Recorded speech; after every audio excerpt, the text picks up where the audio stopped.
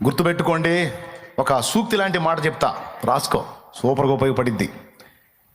నీ మీద నీకు విశ్వాసం ఉన్నంతసేపు నువ్వు దేవుని మీద విశ్వాసం ఉంచలేవు.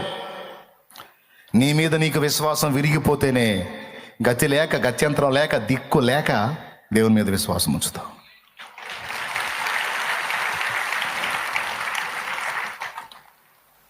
అర్థమై కొట్టారా? ఏమర్థమైంది? నీ మీద నీకు విశ్వాసం ఉన్నంత వరకు, నీ మీద నీకు నమ్మకం ఉన్నంత వరకు నువ్వు దేవుని మీద విశ్వాసం ఉంచలేవు. ఏ కాడికి నువ్వే ట్రై చేస్తుంటావు. ఎప్పుడైతే నీ మీద నీకున్న విశ్వాసం విరిగిపోయిద్దో ఇంకా గతి లేదు, ఇక దేవుని మీదే విశ్వాసం ఉంచాలి. మరి ఆ స్థితికి ఒక పట్టాన నువ్వు నేను వస్తామా?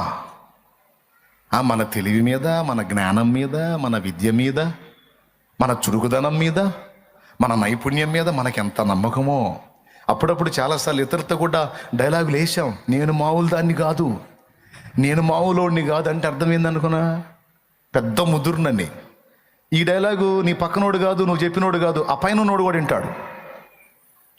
నేను మామూలోని కాదురో అనగానే, నిజమేరా నువ్వు మామూలోడి కాదు, నిన్ను మామూలోని నేను చేస్తాగా. స్తోత్రం, హలే.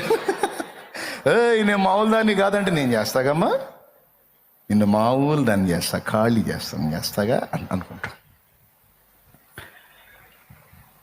మనందరం వాడేవా లేదా ఈ డైలాగ్? అబద్ధాలు ఆడుకుంటే